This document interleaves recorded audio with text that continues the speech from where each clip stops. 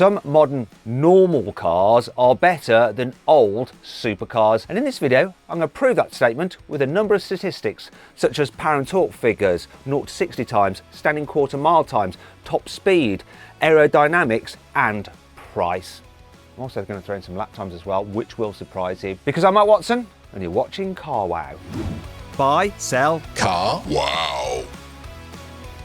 Let's start this video with power and torque. So in the early 1990s, a Porsche 964 Turbo and Ferrari 348 GTB both put out 320 horsepower, which was a lot back then. However, today a mid-level Kia EV6 dual motor has 321 horsepower, so one more horsepower than those two supercars.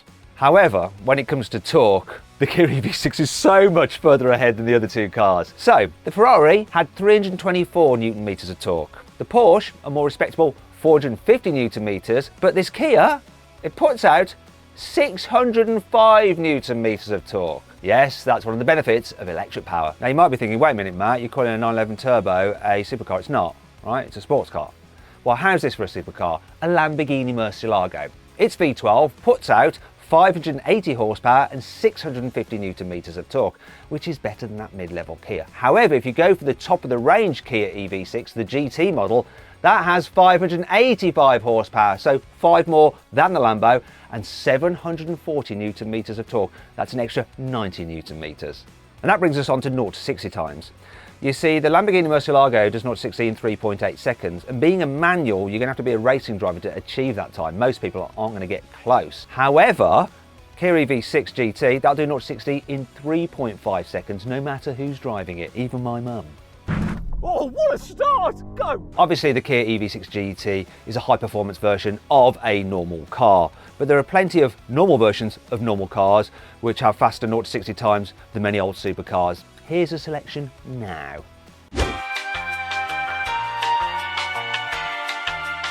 Now you might be thinking, a lot of those cars on the list, obviously you're comparing an electric car which have no gearbox to old performance cars which have a manual gearbox, which isn't fair. How about then two cars which both have automatic gearboxes, such as a Ferrari F430. The 0 to 60 time for that, 4 seconds. However, an Audi RS3, which yes is a high performance version of a normal car, is claimed to do 0 to 60 in 3.8 seconds. However, when I launched one, this is how fast I managed to go in it. Oh, sweet launch. 0 to 60 in 3.6 seconds. Now that 3.6 seconds is the same time that Ferrari quotes for their 430 Scuderia, which was like the bonkers stripped out high performance track focused version of the F430. Same time.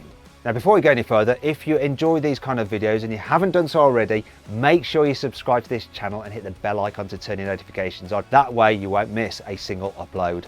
0 to 60 times are all well and good, but what happens if you're racing over a longer distance, say a quarter mile?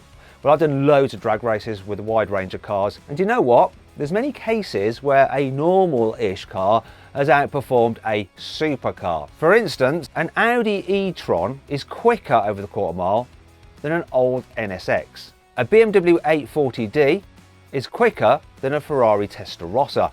An Audi TTS is quicker than a Audi R8 V8. A Tesla Model 3 long range is quicker than a Porsche 911 996 Turbo S. Now let's move on to top speed. And back in the 1980s, a Lamborghini Countach 5000S was considered very quick. It could do 150 miles an hour. However, a modern VW Golf GTD with its 2-litre diesel engine can do 152 miles an hour. Thankfully, later versions of the Countach were quicker. For instance, the 25th anniversary model could do a top speed of 183 miles an hour, which is 2 miles an hour quicker than its key rival, the Ferrari Testarossa. Still, they're both slower than a modern-day Alfa Romeo Giulia Quadrifoglio, which can do a top speed of 191 miles an hour. It's a 4-door saloon. Now, one of the reasons that many modern cars are actually quicker than old supercars is because they are more aerodynamic. For instance, that old Countach 5000S, if you removed its rear wing, which actually did nothing, it was just for show, you'd increase its top speed by 10 miles an hour to 160 miles an hour. But what about those supercars that are designed specifically to set top speed records? Obviously, they're made as aerodynamic as possible. For instance, Jaguar XJ220 set a 270 mile an hour top speed record in 1992. A Bugatti Veyron set a 253 mile an hour top speed record in 2005. Both those cars look really slippery, and they had a drag coefficient of 0.36 CD. This is the latest Range Rover. Looks like a brick, doesn't it? Not going to be aerodynamic, that at all. However, its drag coefficient is 0.3 CD. So better than those supercars with their top speed records. Now here's a collection of other normal cars which have better drag coefficients than old supercars.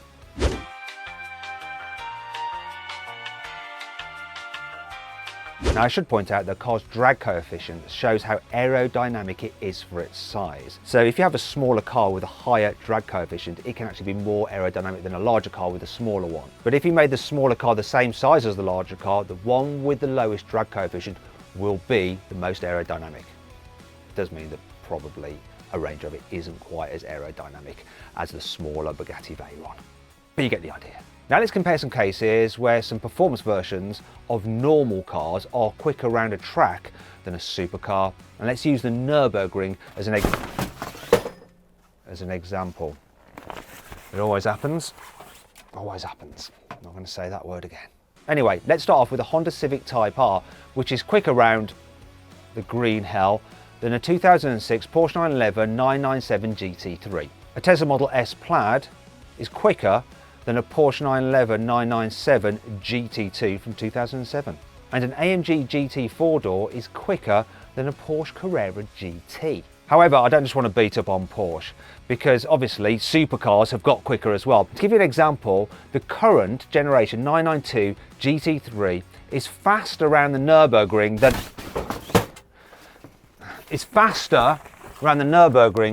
than these supposedly bonkers cars. It's chaos in here.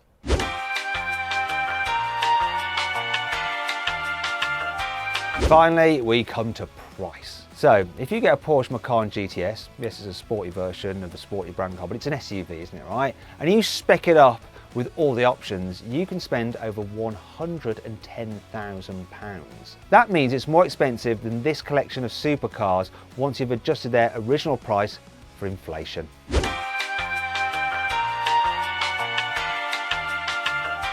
Yes, cars are getting more expensive, aren't they?